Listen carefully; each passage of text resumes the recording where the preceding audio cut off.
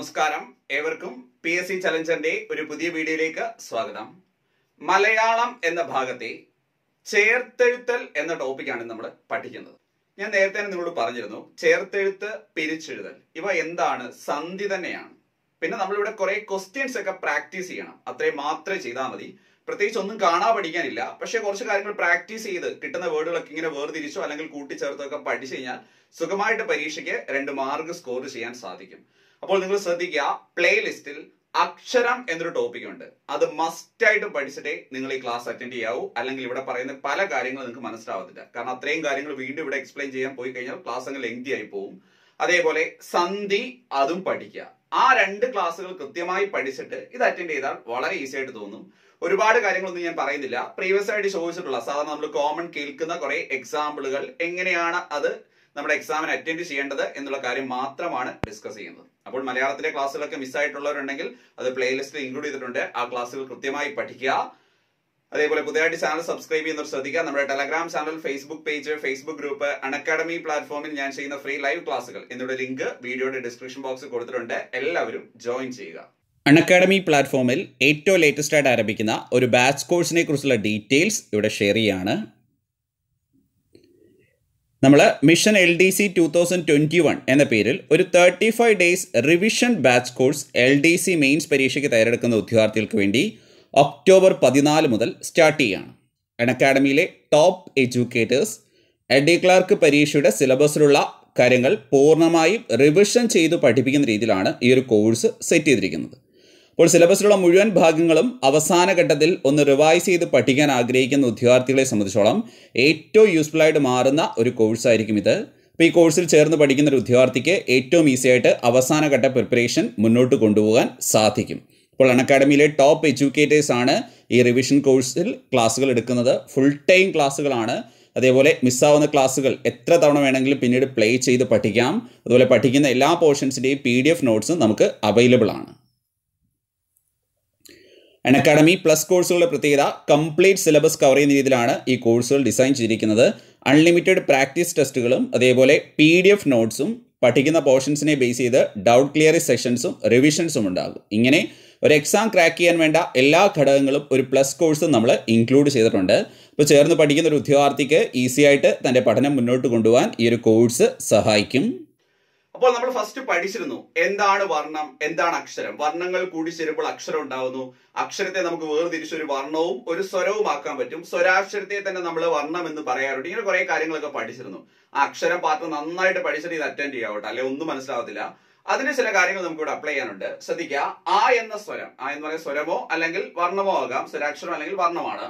ആയും ആയുടെ ചേരുമ്പോൾ നമുക്ക് ആ എന്ന് കിട്ടും. അതേപോലെ ആയും ആയുടെ ചേർന്നാലും ആയാണ്. ഈ 2 കാര്യങ്ങൾ മനസ്സിൽ വെച്ചേക്കുക. ദെൻ ഈയും ഈയുടെ ചേർന്നാൽ ഈ ആണ്. അതേപോലെ ഈയും ഈയുടെ ചേർന്നാലും ഈ ആണ്. ഊ അധികം ഊ, ഊന്ന് കിട്ടും. അതേപോലെ ഊവും ഊയുടെ ചേർന്നാലും ഊ ആണ്. ഓക്കെ, ഈ റൂള് നമ്മൾ പഠിച്ചതാണ്. വർണ്ണങ്ങൾ എന്താണ്, അക്ഷരങ്ങൾ എന്താണെന്നൊക്കെ പറഞ്ഞ് നമ്മൾ ഡിസ്കസ് ചെയ്ത് നമുക്ക് മനസ്സിലായതാണ്. ഇനി ഇത് വെച്ചിട്ട് നമുക്ക് ചില എക്സാമ്പിൾ നോക്കാം. ആദ്യം ഞാൻ എന്താണ് കൂട്ടിച്ചേർക്കലാണ് ചെയ്യുന്നത്. ശ്രദ്ധിച്ചോണം. ഫസ്റ്റ് നമ്മൾ എന്താണ് ചേർത്തെഴുത്താണ് പഠിക്കുന്നത്. ശ്രദ്ധിക്കുക, പര അധികം അധീനം. അപ്പൊ പര എന്നുള്ളത് ര എന്ന അക്ഷരം, ശ്രദ്ധിച്ചോണം. ര എന്ന അക്ഷരം എപ്പോഴാണ് കിട്ടുന്നത്? ര് എന്ന വർണ്ണത്തോടൊപ്പം ആ ചേരുമ്പോഴാണ് എന്ത് കിട്ടുക? ര എന്ന അക്ഷരം കിട്ടുക. മനസ്സിലായല്ലോ?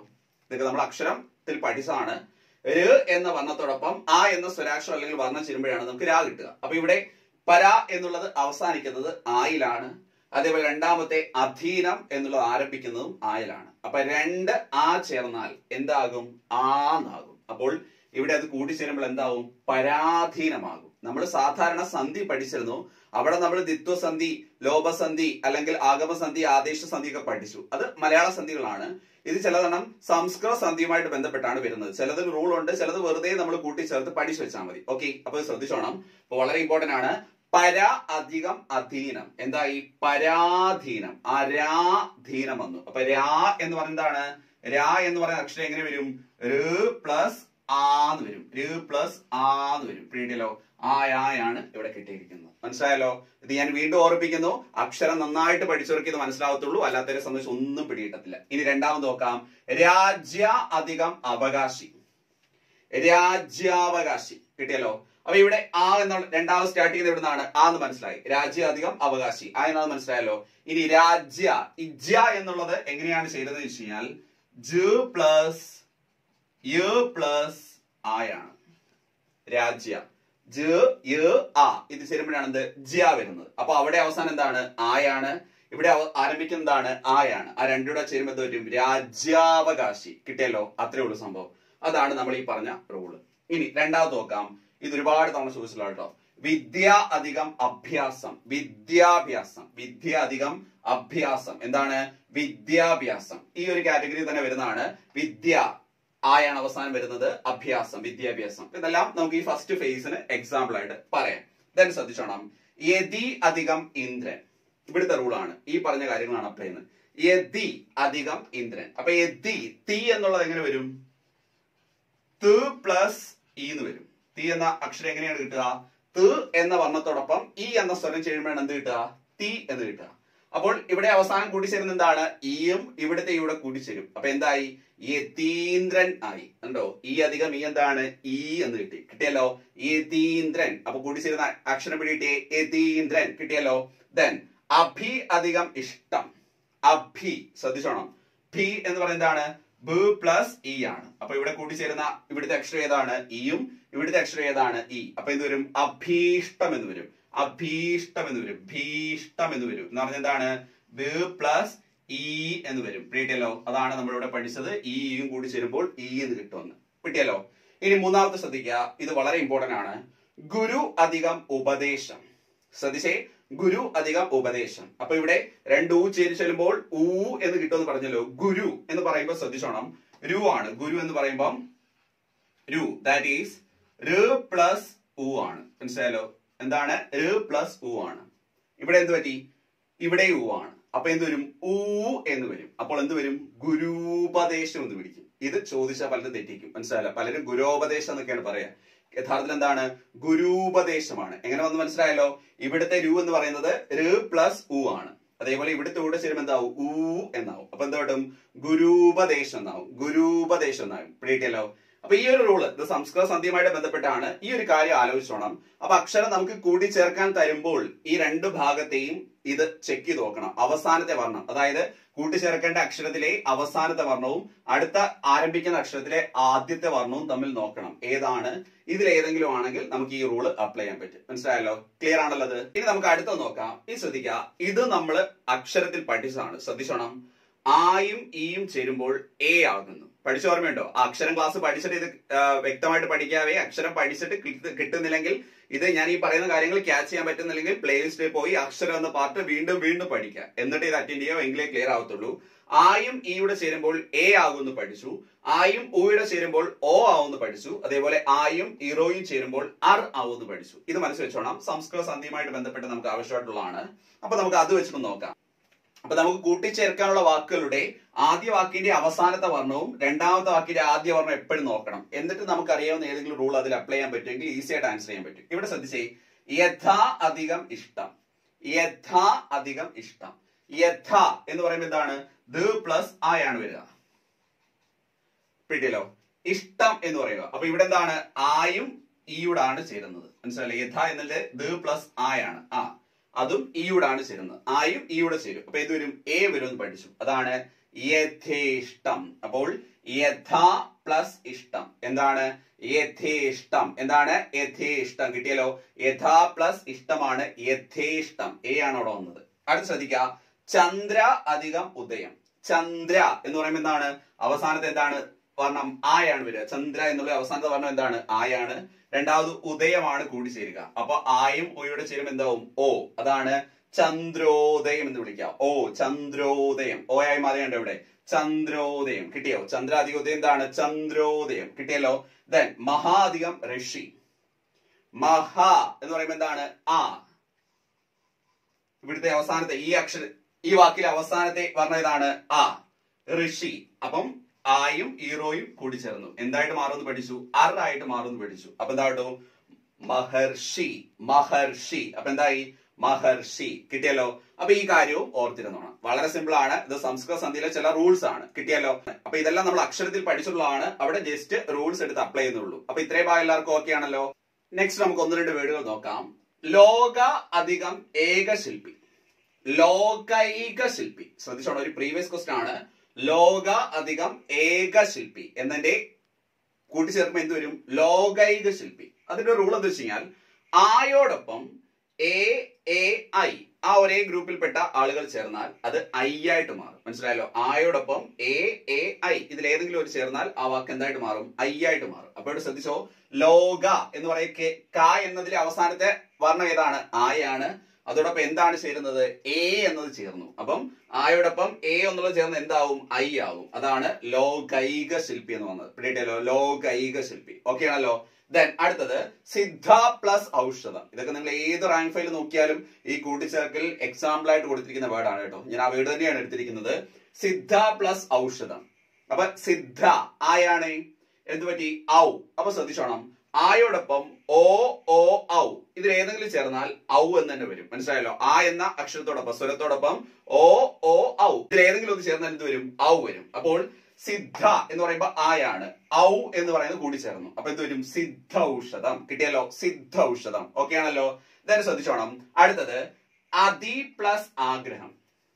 അത്യാഗ്രഹം. ശ്രദ്ധിച്ചേ, അതി പ്ലസ് ആഗ്രഹം എന്താണ്? അത്യാഗ്രഹം. പ്രീവിയസ് ക്വസ്റ്റൻ ആണ്.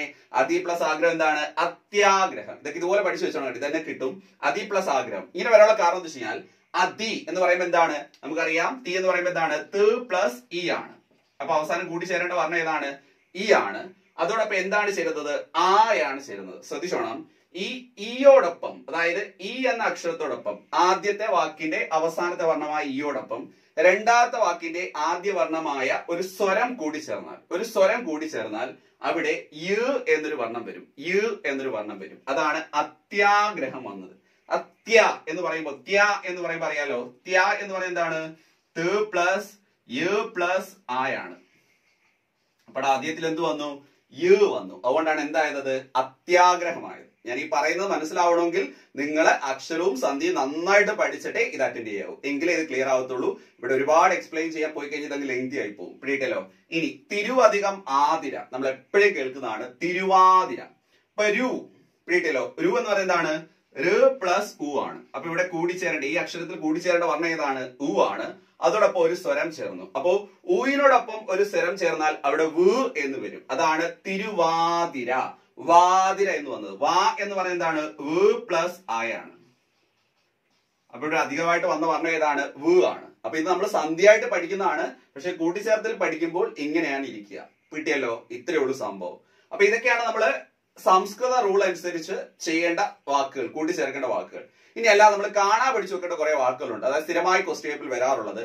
അതിലൊന്നാണ് വിസർഗ സന്ധി. നമ്മള് അനുസാരവും വിസർഗവും ഒക്കെ പഠിച്ച ഓർമ്മയുണ്ടോ? പൂജ്യമായിട്ട് വിസർഗം എന്ന് പറയുന്ന സിമ്പിൾ ഇത് വിസർഗ ഓർമ്മയുണ്ടല്ലോ. അപ്പൊ അങ്ങനെ ശ്രദ്ധിച്ചോണം. മനഹ ഈ നമ്മൾ ഓം നമ ശിവായ എന്ന് പറയുമ്പോൾ നമ്മൾ ഓം നമ എന്ന് പറയുന്നത് പഠിക്കേണ്ടതില്ലേ? യഥാർത്ഥത്തിൽ നമഹ എന്നാണ് പറയുന്നത്. നമഹ എന്നാണ് അത് പറയേണ്ടത്. പക്ഷെ ഉച്ചരിക്കുമ്പോൾ അത് വരുന്നില്ല എന്നേ ഉള്ളൂ. അപ്പോൾ മനഹ അധികം സാക്ഷിയാണ് യഥാർത്ഥത്തിൽ എന്ത്? മനസാക്ഷി എന്ന് വരുന്നത്. രണ്ട് സായുണ്ട് കേട്ടോ. മനസാക്ഷി എന്ന് വരുന്നത്. അതുപോലെ അധഹ അധികം ഗതിയാണ് അധോഗതി എന്ന് വരുന്നത്. ഹായാണ് അവിടെ വരുന്നത്. അതേപോലെ നി ഹ അധികം ദോഷമാണ് നിർദോഷം. അതേപോലെ നി ഹ അധികം ശബ്ദമാണ് നിശബ്ദം. കിട്ടിയല്ലോ? മനഹ അധികം അഭിലാഷമാണ് മനോഭിലാഷം. അതേപോലെ ആയഹ അധികം ആരോഗ്യമാണ് ആയുരാരോഗ്യം. അതേപോലെ മനഹ അധികം സമാധാനമാണ് എന്ത്? മനസമാധാനം. ഇത് പ്രത്യേകിച്ച് റൂൾ ഒന്നുമില്ല, കാണാൻ പഠിച്ചേക്കുക. ഇതിൽ നിന്നൊരു ക്വസ്റ്റ്യൻ കിട്ടിയാൽ സിമ്പിൾ ആയിട്ട് എഴുതാൻ പറ്റണം കേട്ടോ. സ്ഥിരമായിട്ട് നിങ്ങൾ ഏത് റാങ്ക് ഫയൽ എടുത്ത് നോക്കിയാലും ഈ വേർഡുകൾ കാണാൻ പറ്റും. അപ്പോ മനഹ അധികം സാക്ഷിയാണ് മനസാക്ഷി. ഓർക്കുക, അധഹ അധികം ഗതിയാണ് അധോഗതി. അതേപോലെ നിഹ അധികം ദോഷമാണ് നിർദോഷം. ഹ പ്രൊനൗൺസ് ചെയ്യുന്നതാണ് റൂള്. നിഹ അധികം ശബ്ദമാണ് നിശബ്ദം. അതേപോലെ മനഹ അധികം അഭിലാഷമാണ് മനോഭിലാഷം. അതേപോലെ ആയഹ അധികം ആരോഗ്യമാണ് ആയുരാരോഗ്യം. മനഹ അധികം സമാധാനമാണ് മനസമാധാനം. കിട്ടിയല്ലോ? അപ്പൊ ഇത് ഇത്രയേ ഉള്ളൂ സംഭവം. വളരെ ഈസി ആണ്. ഇനി നമുക്ക് ഒന്ന് രണ്ട് മെത്തേഡ് ഇതുപോലെ കാണാൻ പഠിക്കാനുണ്ട്. റൂൾസ് ഒന്നും ഇല്ല, പക്ഷെ ഇങ്ങനെ കൂട്ടിച്ചേർക്കുന്ന വാക്കുകൾ മസ്റ്റ് ആയിട്ട് പഠിച്ചിരിക്കണം. എവിടെ നോക്കിയാലും നമുക്ക് എക്സാമ്പിൾ ആയിട്ട് കാണാൻ സാധിക്കുന്ന വാക്കുകളാണ്. അപ്പൊ ഇതുകൂടി ക്ലിയർ ആണല്ലോ. ഇനി നമുക്ക് കാണാൻ പഠിച്ചു വെക്കേണ്ട കുറെ വേർഡുകൾ, അതായത് പ്രാക്ടീസ് ചെയ്യേണ്ട വേർഡുകൾ. അപ്പൊ നിങ്ങൾ ചെയ്യേണ്ടത് ഏതൊരു വാക്കുകൾ കിട്ടിയാലും ഇതുപോലെ കൂട്ടിച്ചേർത്ത് നോക്കുക. എന്നിട്ട് നമ്മൾ ഈ പഠിച്ച കാര്യങ്ങളിൽ ചില റൂൾ അവിടെ അപ്ലൈ ചെയ്യാൻ പറ്റുമെന്ന് നോക്കുക. അത്രയും മാത്രം ശ്രദ്ധിച്ചാൽ മതി, പരീക്ഷയ്ക്ക് മാർക്ക് കിട്ടും. ചില മലയാള സന്ധികൾ നമ്മൾ സന്ധികളിൽ പഠിച്ചാണ്. ആ പ്ലസ് അന്നാണ് അവൻ. അതെങ്ങനെ വരുന്നു എന്ന് നമ്മൾ സന്ധിയിൽ പഠിച്ചാണ്. സന്ധി നന്നായിട്ട് പഠിക്കണേ. അപ്പൊ ഈ കൂട്ടിച്ചേർക്കൽ പിരിച്ചെടുത്ത് എന്ന് പറഞ്ഞാൽ എന്താണ്? സന്ധി തന്നെയാണ്. അതേപോലെ നീ പ്ലസ് കൾ, നിങ്ങൾ. നീ പ്ലസ് കൾ എന്താണ്? നിങ്ങൾ. കൺ പ്ലസ് തു, കണ്ടു. കണ്ടു ഇതൊക്കെ എത്രയോ തവണ ചോദിച്ചിട്ടുള്ള. കണ്ടു എന്നത് വേർതിരിക്കാൻ ചോദിക്കും. കൺ പ്ലസ് തു ആണ്. വിട് പ്ലസ് ത്രൂ, വിട്ടു. വിട് പ്ലസ് തു ആണ്, വിട്ടു. നൽ പ്ലസ് മ, നന്മ. ഇപ്പൊ ഇതൊക്കെ സന്ധിയുടെ ഭാഗമായിട്ട് വരുന്നതാണ്. അവിടെ പോയി കൃത്യമായിട്ട് പഠിച്ചോണം. അതേപോലെ ഇത് മലയാള സന്ധിയാണ്. അതുപോലെ വ്യഞ്ജനവും സ്വരവും കൂടി ചേരുമ്പോൾ. ഇനി എത്രയോ തവണ പരീക്ഷയ്ക്ക് ചോദിച്ചൊരു ക്വസ്റ്റ്യൻ ആണ് വിദ്യുത് അധികം ശക്തി. വിദ്യുത് ശക്തി. വിദ്യുത് അധികം ശക്തി എന്താണ്? വിദ്യുത് ശക്തി. റിപ്പീറ്റഡ് ക്വസ്റ്റ്യൻ ആണ്. വിദ്യുത് അധികം ശക്തി, വിദ്യുത് ശക്തി. ദെൻ ജീവത് അധികം ശവം, ജീവത് ശവം. ജീവശവം റിപ്പീറ്റഡ് ക്വസ്റ്റ്യൻ ആണ്. ഋഗ് അധികം വേദം, ഋഗ്വേദം. അപ്പൊ മനസ്സിലായല്ലോ, അതൊരു വ്യഞ്ജനവും സ്വരോടാണ്. വ്യഞ്ജനം എന്ന് പറയുന്ന കാരണം എന്താണ്? വെറും വർണ്ണം മാത്രമാണ്, അക്ഷരമല്ല. ക എന്ന് പറയുമ്പോൾ അല്ലെങ്കിൽ ത് എന്ന് പറയുമ്പോൾ എന്താണ്? ഒരു വർണ്ണം മാത്രമാണ്. ആ വർണ്ണത്തോടൊപ്പമാണ് ഒരു സ്വരം കൂടി കൂടിച്ചേരുന്നത്. ആ ഒരു അർത്ഥത്തിലാണ് വിദ്യുത് അധികം ശക്തി, വിദ്യുത് ശക്തി. ജീവത് അധികം ശവം, ജീവത് ശവം. ജീവത് അധികം ശവം, ജീവത് ശവം. ഋഗ് അധികം വേദം, ഋഗ്വേദം. കൽ അധികം മതിൽ, കന്മതിൽ. ചലത് അധികം ചിത്രം, ചലച്ചിത്രം. കിട്ടിയല്ലോ. അപ്പൊ ഈ വേർഡുകളൊക്കെ മസ്റ്റ് ആയിട്ടും കേട്ടോ. നിങ്ങൾ വേറെ ഏത് വേർഡ് നോക്കിയില്ലെങ്കിലും ഇതുപോലുള്ള വേർഡുകളെല്ലാം നോക്കി വെച്ചോണം. ഇവിടുന്ന് തന്നെ ഒരു ക്വസ്റ്റ്യൻ കിട്ടുക തന്നെ ചെയ്യും. അപ്പൊ ശ്രദ്ധിക്കേണ്ടത്, ഇവിടെ നമുക്ക് പ്രത്യേകിച്ച് കൂട്ടിച്ചേർക്കലിന് കുറച്ച് റൂൾസ് ഉണ്ട്. അത് സംസ്കൃത സന്ധിയുമായിട്ട് ബന്ധപ്പെട്ടാണ്. അല്ലാതെ ഒന്നും കാണാൻ പഠിക്കാനില്ല. എന്താണ് മസ്റ്റ് ആയിട്ട് പഠിക്കേണ്ടത്? അക്ഷരം പഠിക്കുക, സന്ധി പഠിക്കുക, ശേഷം കുറച്ച് വേർഡുകൾ പ്രാക്ടീസ് ചെയ്യുക. സുഖമായിട്ട് ഇത് കിട്ടുക തന്നെ ചെയ്യും. അപ്പൊ എന്റെ ഒരു നോളജ് ലിമിറ്റിൽ നിന്നുകൊണ്ട് അത്യാവശ്യം പരീക്ഷയ്ക്ക് മാർക്ക് സ്കോർ ചെയ്യാനുള്ള കാര്യങ്ങളാണ് ഞാൻ പറഞ്ഞത്. ഗ്രാമർ അനുസരിച്ച് പറയുകയാണെങ്കിൽ ഇനിയും കുറച്ച് കോംപ്ലിക്കേഷൻസ് ഒക്കെ ഉണ്ട്. പക്ഷെ നമുക്ക് അതിന്റെ ആവശ്യമില്ല എന്നാണ് എനിക്ക് തോന്നുന്നത്. ഈ കാര്യങ്ങളൊന്ന് പഠിച്ചു നോക്കൂ. എന്നിട്ട് കിട്ടുന്ന ക്വസ്റ്റ്യൻസ് ഒക്കെ പ്രാക്ടീസ് ചെയ്യൂ. ഈസി ആയിട്ട് നിങ്ങൾക്ക് ഈ ഭാഗത്ത് നിന്ന് മാർക്ക് സ്കോർ ചെയ്യാൻ സാധിക്കും. അപ്പോൾ ക്ലാസിനെ കുറിച്ചുള്ള നിങ്ങളുടെ അഭിപ്രായങ്ങളും നിർദ്ദേശങ്ങളും എല്ലാം തീർച്ചയായിട്ടും കമന്റ് ബോക്സിൽ രേഖപ്പെടുത്തണം. ഈ ഒരു ക്ലാസ് ഇവിടെ അവസാനിക്കുന്നു. താങ്ക്